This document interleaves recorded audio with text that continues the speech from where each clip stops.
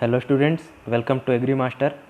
आज हम डिस्कस करने वाले हैं पीपीएचटी 2021 के सेट बी के प्रश्नों का आंसर की, जिसमें फिजिक्स, केमिस्ट्री और बायोलॉजी तीनों ही सब्जेक्ट्स के मैं आंसर बताने वाला हूं। चलिए मूव करते हैं अपने क्वेश्चन पेपर की तरफ। क्वेश्चन नंबर 1 पूछता है, समान द्रव्यमान m के बिंदु द्रव्यमान जिनकी संख्या अनंत है, x बराबर 1, x बराबर 2, x बराबर 4, x बराबर 8 इसी तरह से हैं, तो इन स्थितियों पर रखे गए हैं। x बराबर 0 पर कुल गुरुत्वीय विभव का मान क्या होगा? तो इसका मान होगा, ड्रॉ कर देता हूँ मैं, b होगा। a का आंसर b होगा। इसी तरह से दूसरा प्रश्न पूछता है, एक उपग्रह गतिज ऊर्जा k के साथ पृथ्वी की परिक्रमा कर रहा है। यदि उपग्रह की गतिज ऊर्जा 2k कर दी जाए, यानी कि दुगुनी कर दी जाए, तब क्या प्रभाव पड़ेगा? ऑप्शन ए पूछता है, उपग्रह की कक्षा की त्रिज्या दुगुनी हो जाएगी। इसी तरह से सारे आपके सामने ऑप्शन दिए हुए हैं। सही आंसर है बी, यानी कि उपग्रह की कक्षा की त्रिज्या आधी हो जाएगी। दूसरा का आंसर है बी। तीसरा प्रश्न पूछता है, 2L लंबाई तथा 2R त्रिज्या के एक मोटे क्षैतिज तांबे के तार के एक सिरे को एक अन्य L लंबाई तथा R त्रिज्या के पतले तांबे के तार के सिरे से जोड़ दिया गया है। इस समायोजन के दोनों सिरों पर बल लगाकर इन्हें खींचा जाता है, तब पतले तार तथा मोटे तार की लंबाई की वृद्धि का अनुपात क्या होगा? तीसरे क्वेश्चन का आंसर होगा डी, 4 होगा। तीसरे क्वेश्चन का आंसर डी। इसी तरह चौथे क्वेश्चन का पूछता है, नियत दाब पर एक द्विपरमाणु गैस को ऊष्मा प्रदाय की जाती है। सामान्य संकेतकों में अनुपात डेल्टा क्यू अनुपात डेल्टा यू अनुपात डेल्टा डब्ल्यू का मान क्या होगा? चौथा का आंसर होगा सी, यानी कि 7:5:2। पांचवा प्रश्न पूछता है, किसी कार्नो इंजन की दक्षता जो कि टॉप T1 और T2 के बीच कार्य कर रहा है होगी। पांचवा का आंसर मैं स्किप कर रहा हूँ। देखते हैं छठवां प्रश्न। चालन विधि से एक मोटे गोले द्वारा ऊष्मा स्थानांतरण के लिए सही संबंध का चुनाव करें। छठवें का सही उत्तर होगा बी।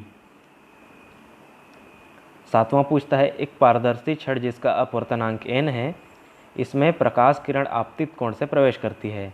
चित्र में देखिए, पूछता है पारदर्शी पदार्थ का अपवर्तनांक क्या होना चाहिए कि उसमें प्रवेश करने वाली प्रकाश उसके पृष्ठभाग से बाहर ना आए। सातवां का उत्तर होगा ए, यानी कि n ग्रेटर देन √2। आठवां प्रश्न पूछता है, एक अवतल दर्पण को एक द्रव में डुबाया जाता है, तो उसके फोकस दूरी में क्या परिवर्तन होगा? आठवां का उत्तर है डी, कोई परिवर्तन नहीं होता। नौवां प्रश्न पूछता है, एक प्रतिबिंब की तीव्रता कितनी बढ़ेगी यदि दूरदर्शी के अभिदृश्य लेंस के व्यास को दुगुना कर दें? नौवें का उत्तर होगा सी, 4 गुना। 9 का उत्तर होगा सी। 10वां पूछ रहा है, 0.972 ग्राम का क्रोमियम 3 घंटे में जमा होने के लिए आवश्यक धारा है। क्रोमियम का इसे ही आपको दिया हुआ है। 10th का उत्तर होगा ए, 0.5 एम्पियर। 11वां प्रश्न पूछता है, एक 2 मीटर लंबाई के तार जिसमें 1 एम्पियर की धारा प्रवाहित हो रही है, उसे वृत्ताकार में मोड़ा जाता है। कुंडली का चुंबकीय आघूर्ण क्या होगा? 11 का उत्तर होगा डी, 1/π। 12वां प्रश्न पूछता है, एक अमीटर 1 एम्पियर धारा के साथ पूर्ण स्केल विक्षेपण देता है। इसे 10 एम्पियर परास वाले एक अमीटर में बदला गया है। अमीटर के प्रतिरोध के साथ उपयोग किए गए शंट प्रतिरोध का अनुपात क्या होगा? 12वें का उत्तर जो कि सही होना चाहिए, वो जहाँ तक मैं समझ पा रहा हूँ इसमें दिया नहीं गया है। 9:1 होना चाहिए, लेकिन ये आपके उत्तर में है ही नहीं, तो ये मान के चलिए आपका बोनस उत्तर रहेगा।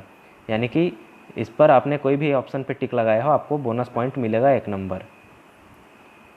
चलिए 13वां प्रश्न देखते हैं।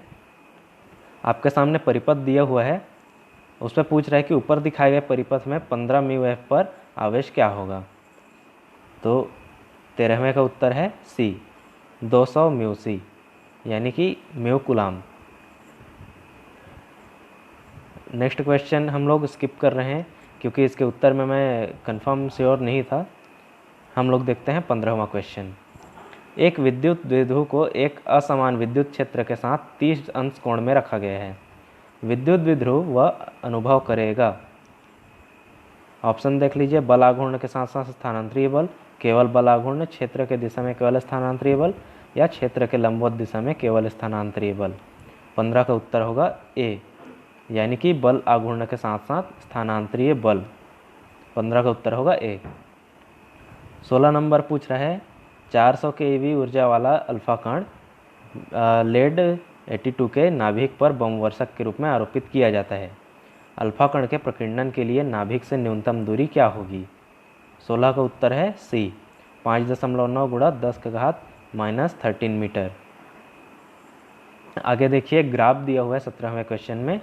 पूछता है कि इसमें समय एवं रेडियोएक्टिव पदार्थ की सक्रियता को एक्स व वाई अक्ष के अनुदिश किया गया है। पदार्थ की सक्रियता का समय के साथ परिवर्तन किए गए वक्र के अनुसार क्या होगा?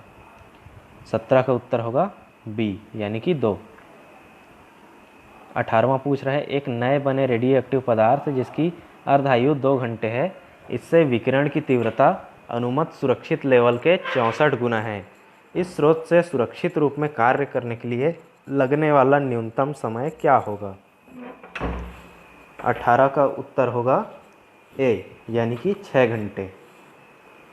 अगला प्रश्न देखते हैं 19। पूछता है किसी क्षण टी पर कुंडली से संबंधित फ्लक्स डी बराबर टी10t²। आप लोग क्वेश्चन पढ़ लीजिएगा, इसके नीचे आपका ऑप्शन दिए हुए हैं -190 V यानी कि वोल्ट, बी बोलता है 190 वोल्ट, सी -10 वोल्ट और डी बोलता है 10 वोल्ट। 19 का सही उत्तर होगा सी, -10 वोल्ट। क्वेश्चन नंबर 20 पूछता है एक ऐसी परिपथ में एक प्रतिरोध R ओम एक प्रेरकत्व L के साथ श्रेणी क्रम में जुड़ा हुआ है। यदि विभव व धारा के बीच कला का कोण 45 अंश है तो प्रेरकत्व प्रतिघात का मान क्या होगा? इसका उत्तर होगा सी, प्रेरकत्व प्रतिघात का मान होगा R। 20 का सी। 21 देखते हैं, चुंबकीय आघूर्ण M एवं ताप T के मध्य रेखा खींचा गया वक्र क्या होगा? 21 का उत्तर आपका होगा सी, जो इस तरह से आपका वक्र खींचा गया ये सही होगा, 21 का सी। 22 देख लेते हैं, एक समान गति करता विद्युत आवेश उत्पन्न करता है। क्या करता है? सी उत्पन्न करता है, विद्युत एवं चुंबकीय क्षेत्र दोनों उत्पन्न करता है।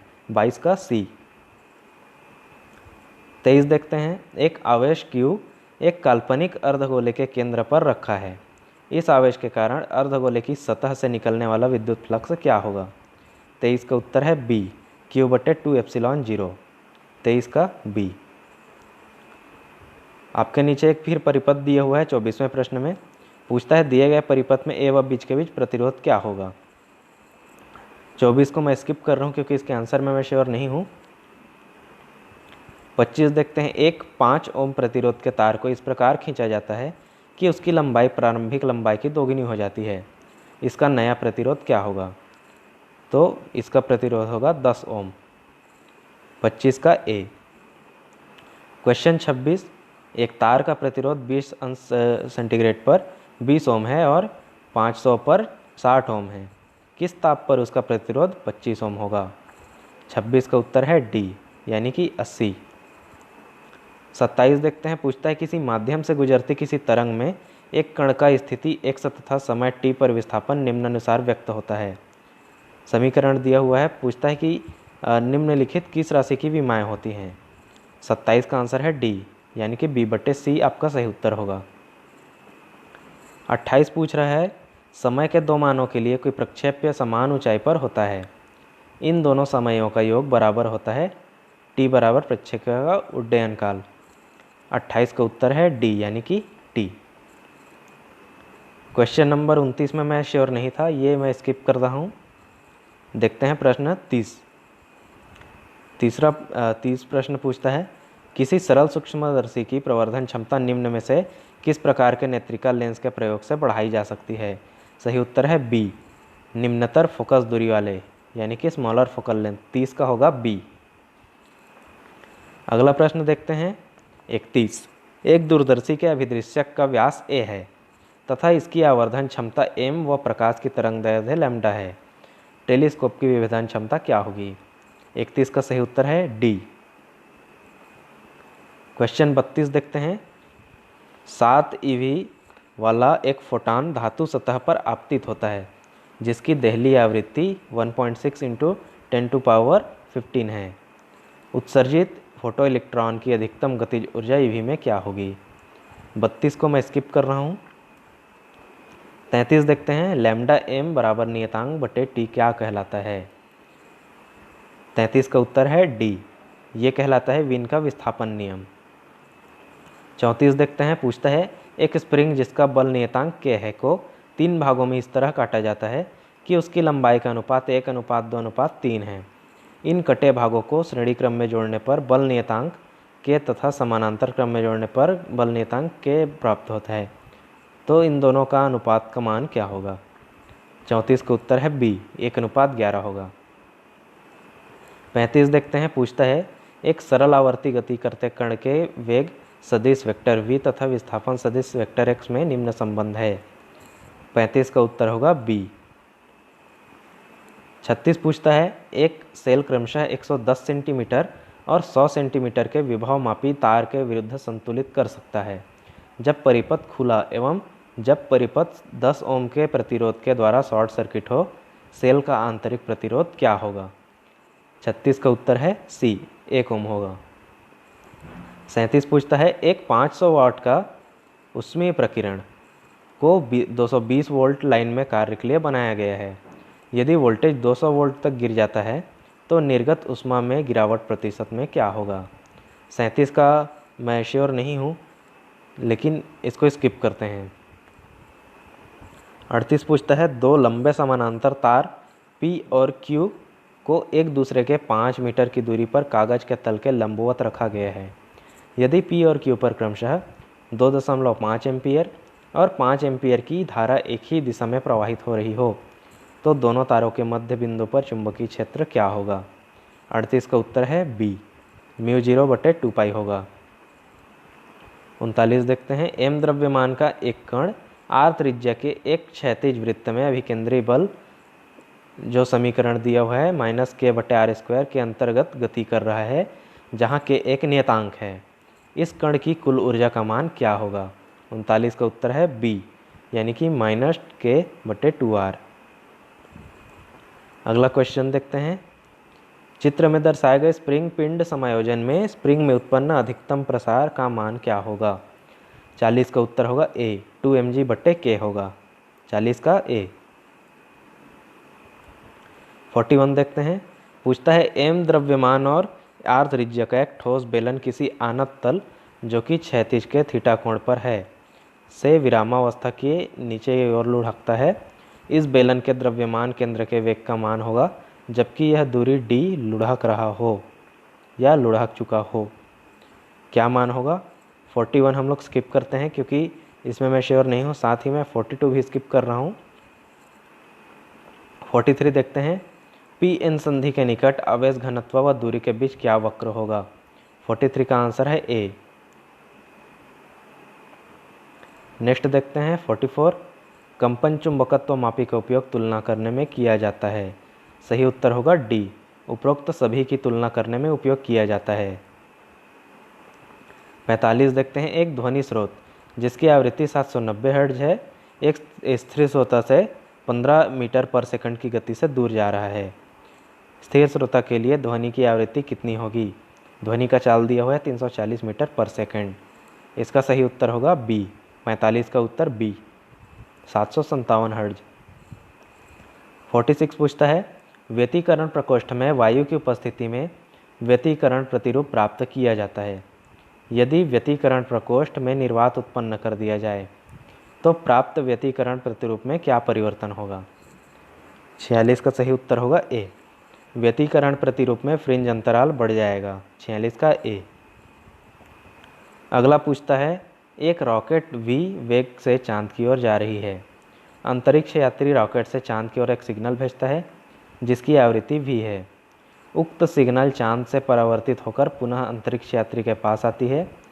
परावर्तित होकर वापस आने वाली सिग्नल की आवृत्ति क्या होगी। 47 का उत्तर होगा बी, यानी कि c/c - 2v × v। 47 का बी। 48 पूछता है, r त्रिज्या के साबुन के एक बुलबुले को एक अन्य r2 त्रिज्या के साबुन के बुलबुले के इतने पास लगाया जाता है कि उसकी उभयनिष्ठ सीमा 1 हो जाती है। इस उभयनिष्ठ परिसीमा की त्रिज्या क्या होगी? 48 का उत्तर है डी। 49 पूछता है नियत ताप पर किसी गैस का आयतन 5% घटाने के लिए दाब। 49 का उत्तर है बी, 5.26% बढ़ाना चाहिए। 49 का उत्तर बी। 50 पूछता है एक आदर्श गैस को विभिन्न प्रक्रमों के द्वारा उसके प्रारंभिक आयतन के आधे आयतन होने तक संपीड़ित किया जाता है। निम्नलिखित में से किस प्रक्रम में गैस पर किया गया कार्य अधिकतम होगा? 50 का उत्तर है ए, रुद्धोष्म। फिजिक्स का पार्ट कंप्लीट हुआ। अब हम लोग देखते हैं केमिस्ट्री वाला पार्ट। पहला प्रश्न पूछता है स्थिर दाब पर एक गैस का रुद्धोष्म प्रसार निम्न प्रकार से होता है। 51 का उत्तर होगा ए, 1.5। 52 पूछता है 27 डिग्री सेल्सियस पर ठोस बेंजोइक अम्ल की दहन उष्मा स्थिर आयतन पर, आपके सामने मान दिया हुआ है, इसकी दहन उष्मा पूछ रहा है। 52 का उत्तर होगा बी। 53 पूछता है H2O में कार्नालाइट विलयन डैश की विशेषताएं दर्शाता है। 53 का आंसर है डी। 54 पूछता है निम्नलिखित में से कौन सी अभिक्रिया कैल्सीकरण प्रक्रिया का एक उदाहरण है? 54 का आंसर है डी। 55 पूछता है निम्नलिखित में से गलत कथन है। आपके सामने 4 कथन दिए हैं, उसमें से गलत आपको बताना है। गलत कथन है बी। 55 का आंसर है बी। 56 पूछता है कार्बोनेट की घुलनशीलता मैग्नीशियम समूह में नीचे की ओर डैश में एक घटक के कारण घटती है। 56 का आंसर है ए, ऋण आयन की जलयोजन ऊर्जा। 57 सूची 1 को सूची 2 से सुमेलित कर निम्न कोड की सहायता से सही उत्तर चयनित करने को बोल रहा है। इसका सही उत्तर होगा सी, यानी कि ए का 4, बी का 1, सी का 2, डी का 3 और ई का 5। क्वेश्चन नंबर 57 का सही उत्तर सी। नेक्स्ट देखते हैं 58 पूछता है कौन सुमेलित नहीं है। संकरण में मैं श्योर नहीं था, इसलिए ये वाला क्वेश्चन हम लोग स्किप कर रहे हैं। 59 देखते हैं, पूछता है निम्नलिखित अभिक्रिया पर विचार दीजिए। इसका सही उत्तर होगा डी। 60 का सही उत्तर होगा डी। ये देखिए 60 का सही उत्तर जो है वो डी होगा। 61 में जो आपके सामने पूछ रहा है यौगिक वाई है, 61 को हम लोग स्किप करते हैं क्योंकि इस तरह के जो रिएक्शन वाले क्वेश्चंस होते हैं उनमें मैं उतना अच्छा नहीं हूँ। हो सकता है मेरा बताया हुआ गलत हो जाए, इससे अच्छा ये हम क्वेश्चन स्किप कर देते हैं।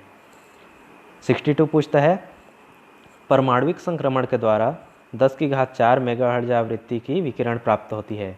परमाणु की ऊर्जा प्रति मोल में परिवर्तन क्या होगा? 62 का आंसर है सी, 3.99 जूल। 63 पूछता है किसकी ऊर्जा हाइड्रोजन के द्वितीय कक्ष की ऊर्जा के बराबर होगा? 63 का आंसर है सी, He+ की चतुर्थ कक्षा। 64 पूछ रहा है निम्न अभिक्रिया के अंतिम उत्पाद यानी कि बी कौन है? 64 का उत्तर है ए। 65 पूछता है कि एक एल्किन दिया हुआ है, उसमें एल्किन एक्स क्या है? तो 65 का उत्तर मैं स्किप कर रहा हूँ, जैसा कि मैंने कहा इस तरह के आंसर में मैं श्योर नहीं हूँ। 66 देख लेते हैं। सोडियम धातु BCC एकक सेल में होता है। सबसे नज़दीक सोडियम परमाणुओं के बीच की दूरी 0.368 नैनोमीटर है। एकक सेल के किनारे की लंबाई क्या होगी? 66 का उत्तर है बी। 67 हम लोग स्किप करते हैं क्योंकि इस तरह के रिएक्शन मुझे श्योर नहीं है आंसर में, इसलिए इसको स्किप कर देते हैं। 68 देखते हैं।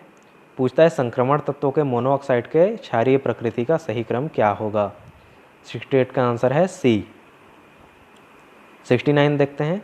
पूछता है निम्न आयनिक अभिक्रिया पर विचार दीजिए। इसमें एक अभिक्रिया दी हुई है, आपसे पूछा जा रहा है x, y एवं z के मान क्या होंगे? 69 का उत्तर है सी। क्वेश्चन नंबर 70 पूछता है निकल के 4 संकर स्पीशीज नीचे दिए हुए हैं। संकर जो चुंबकीय क्षेत्र द्वारा आकर्षित होते हैं वो आपको बताना है। 70 का सही उत्तर है डी, 70 का आंसर डी। 71 पूछता है निम्न में से कौन एक परिणडिक मेसोमेरिक एवं अति संयुग्मन प्रभाव प्रदर्शित करता है।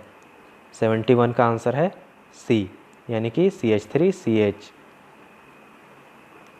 72 पूछता है एक हाइड्रोकार्बन HI से क्रिया कर X देता है, जो कि जलीय विलयन KOH से क्रिया कर Y निर्मित करता है। Y के अम्लीकरण से 3 मिथाइल 2 ब्यूटेनॉन प्राप्त होता है, तो हाइड्रोकार्बन है। 72 का आंसर होगा बी। अगला क्वेश्चन देखते हैं 73। इसमें आपको अभिक्रिया दी हुई है, पूछता है कि यौगिक डी क्या होगा। 73 का आंसर है डी। ये जो आपका नीचे यौगिक दिख रहा है वो आपका आंसर होगा 73 का डी। नेक्स्ट 74 हम लोग स्किप करते हैं क्योंकि इस पे मैं श्योर नहीं था। नेक्स्ट देखते हैं 75। पूछता है प्रोप जेड इन नाइट्राइल का बहुलक क्या कहलाता है। 75 का आंसर होगा बी, आर्लॉन कहलाता है। 76 देखते हैं मर्क्यूरस क्लोराइड के जलीय विलयन में उसका 1/2 गुणक होगा। 76 का आंसर है सी। 77 देखते हैं KO2 और आपके सामने जितने भी दिए हुए हैं इसमें पूछता है किसमें अयुग्मित इलेक्ट्रॉन उपस्थित हैं। 77 का आंसर होगा ए, KO2 में अयुग्मित इलेक्ट्रॉन उपस्थित हैं। 78 पूछता है निम्नलिखित अभिक्रिया के उत्पाद क्या हैं। 78 का आंसर होगा ए। देख लीजिए 78 का आंसर है ए। नेक्स्ट क्वेश्चन देखते हैं 79। पूछता है कि इसमें उत्पाद जेड कौन सा होगा। आपके सामने अभिक्रिया दी हुई है, आपको उत्पाद जेड बताना है। 79 का आंसर है बी, बेंजाल्डिहाइड बनेगा। क्वेश्चन नंबर 80 देखते हैं। आपके सामने फिर से अभिक्रिया दी हुई है, इसमें फिर पूछ रहा है कि अंतिम उत्पाद जेड क्या होगा। 80 का आंसर होगा बी। 81 देखते हैं। पूछ रहा है कि आपके सामने 2 उत्पाद बना करके दिखाए गए हैं, उस पर पूछ रहा है यदि EA2 और 2EA1 तब K1 और K2 संबंधित होंगे। 81 का आंसर है सी। 82 पूछता है एक रासायनिक अभिक्रिया, इसमें आपको पूछ रहा है कि K1 और K2 अगर पाए गए तो 82 का आंसर होगा सी। 82 का आंसर सी। 83 देख लेते हैं। संक्षारण के लिए अर्धसेल अभिक्रिया है। 83 का आंसर है बी, -322। 84 देखते हैं। पूछता है DNA खंड की नकल से उत्पन्न संदेशवाहक RNA अणु के बनने की क्रिया के वर्णन हेतु क्या शब्द उपयोग किया जाता है। 84 का आंसर है डी, अनुलेखन का उपयोग किया जाता है। 85 पूछता है कौन सा अमीनो अम्ल डाइसल्फाइड बंध बनाता है। 85 का आंसर है सी, सिस्टीन है जो डाइसल्फाइड बंध बनाता है। 86 देख लेते हैं। पूछता है पेरोवस्काइट एक खनिज होता है जिसका सूत्र CaTiO3 है। अष्टफलकीय छिद्र में कौन सा धनायन क्रिस्टल में ज़्यादातर भरा होता है। 86 का आंसर है डी, Ti4+। 87 पूछता है निम्न में से यूरेनियम का कौन सा तत्व आइसोडाइफर है। 87 का आंसर है ए, यानी कि थोरियम का आपका जो दिया हुआ है वो आइसोडाइफर है। 87 का ए।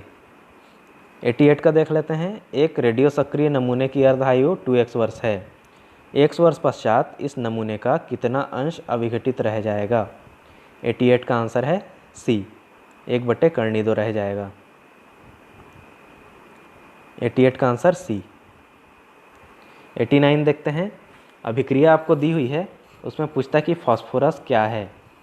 89 का आंसर है सी, फास्फोरस न तो उपचयित है और न उपचयित और अपचयित दोनों हैं।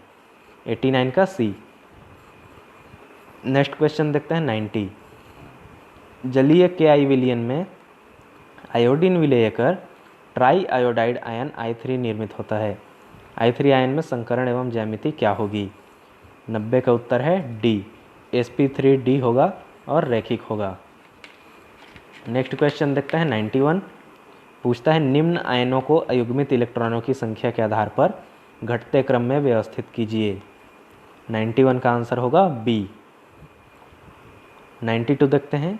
एक हाइड्रोजन ऑक्सीजन ईंधन सेल में हाइड्रोजन का दहन डैश के लिए होता है, यानी खाली स्थान के लिए। 92 का आंसर है डी, 2 इलेक्ट्रोड के बीच विभवांतर निर्मित करने के लिए होता है। 93 मैं श्योर नहीं हूँ इसलिए इसको स्किप करते हैं। नेक्स्ट देखते हैं। पूछता है सीसा अपने मुख्य अयस्क से खाली स्थान द्वारा निष्कर्षित किया जाता है। 94 का आंसर होगा ए, कार्बन अपचयन विधि द्वारा निष्कर्षित किया जाता है।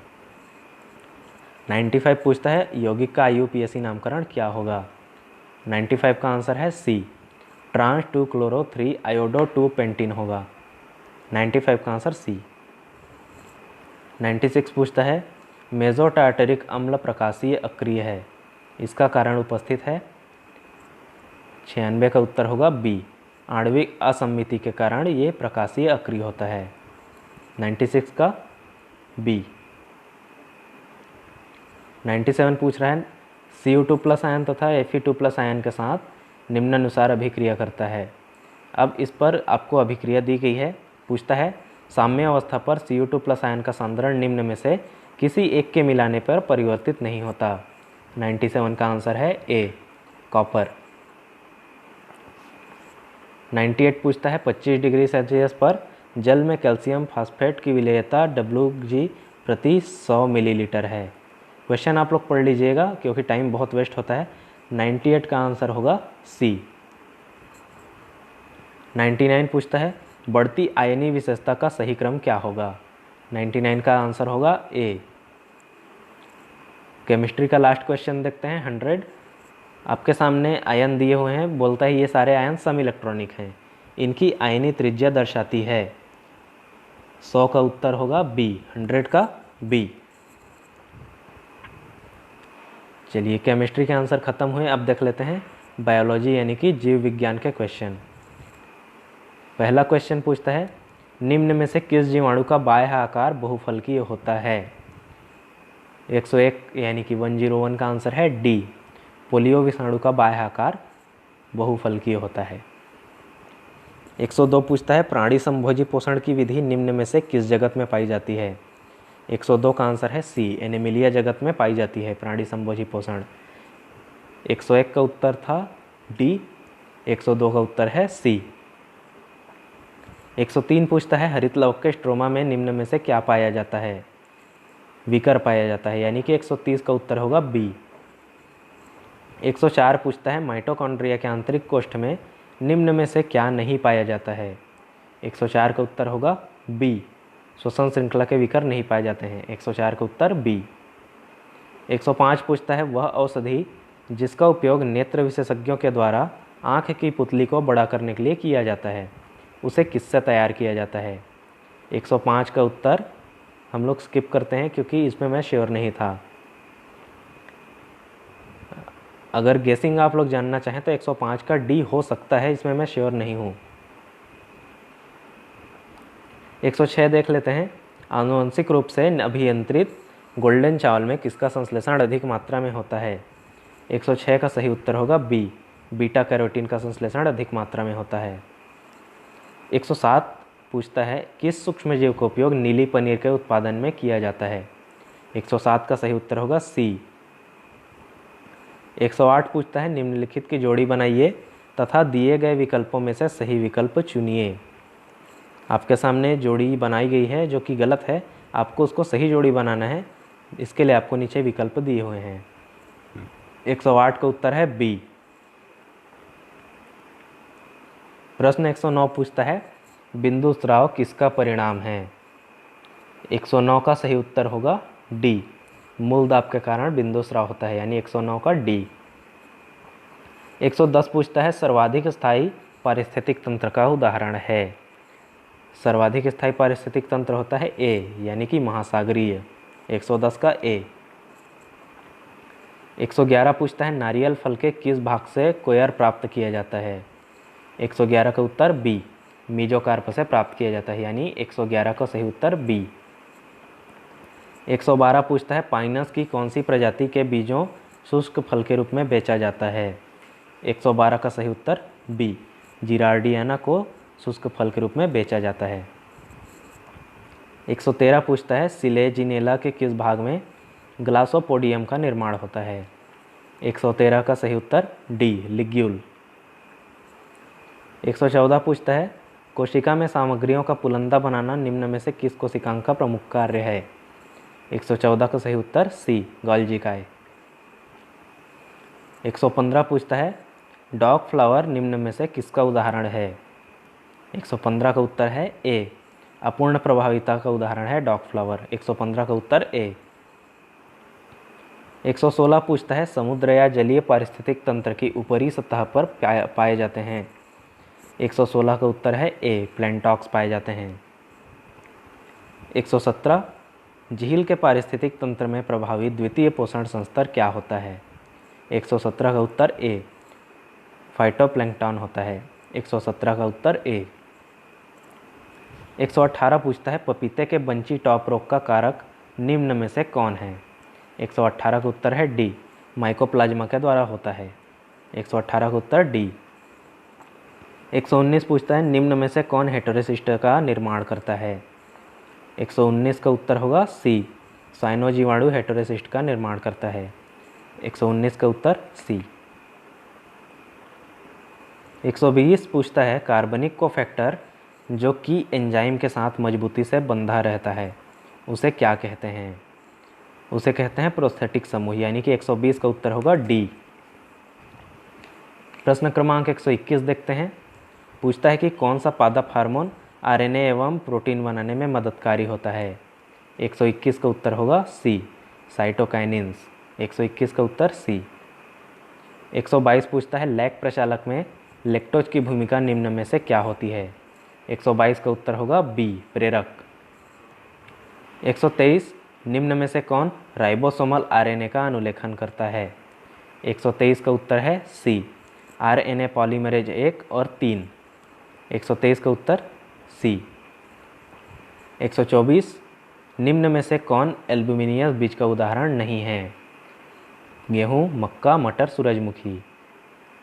सूरजमुखी आपका एल्बुमिनियस बीज का उदाहरण नहीं है। इसमें मुझे डाउट हो रहा है, मटर भी एल्बुमिनियस बीज का उदाहरण नहीं होता है। चलिए 124 सी या फिर डी हो सकता है, इसको हम लोग स्किप करते हैं। 125 पूछता है कार्क कैम्बियम और वास्कुलर कैम्बियम है। 125 का उत्तर है सी, पार्श्व प्रविभाजी। 126 देखते हैं निम्न में से क्या पॉपुलेशन की लॉजिस्टिकल ग्रोथ की कैरिंग कैपेसिटी से नियंत्रित होता है। 126 हम लोग स्किप करते हैं। 127 पूछता है वर्गीकरण का फाइलोजेनेटिक सिस्टम किया गया, किसके द्वारा दिया गया ये पूछ रहा है। 127 का उत्तर है डी, एंगलर व प्रांटल द्वारा दिया गया। फिर बोलता है सुमेलित करें। 128 आपके सामने ऑप्शन दिए हैं, उनको मिलाना है। 128 का सही उत्तर है बी, यानी ए का 4, बी का 1, सी का 2, डी का 3। 128 का सही उत्तर बी। 129 पूछता है यकृत का कुफर कोशिका संबंधित है। कुफर कोशिका में मैं श्योर नहीं हूँ। 129 को भी हम लोग स्किप करते हैं। 130 पूछता है जब दो भिन्न रक्त समूह को मिलाया जाता है तो क्या होता है। 130 का उत्तर है बी, जो अभिक्रिया होती है उसको बोलते हैं एग्लूटिनेशन। 130 का उत्तर है बी। 131 पूछता है ऐसा म्यूटेशन जो कोडान एक अमीनो अम्ल को स्पेसिफाई करता है को टर्मिनेशन कोडान में बदलता है। 131 का उत्तर ए, मिसेंस म्यूटेशन। 131 का उत्तर होगा ए। 132 पूछता है सिल्क वर्म की वायरल डिसीज कौन सी है। फ्लेचेरी, पेब्रिन डिसीज, मस्कार्डिन या मेगट डिसीज। सिल्क वर्म की वायरल डिसीज होती है फ्लेचेरी, यानी 132 का उत्तर होगा ए। 133 देखते हैं। पूछता है हुकवर्म डिसीज का वाहक कौन है। 133 का आंसर है डी, इनमें से कोई नहीं है।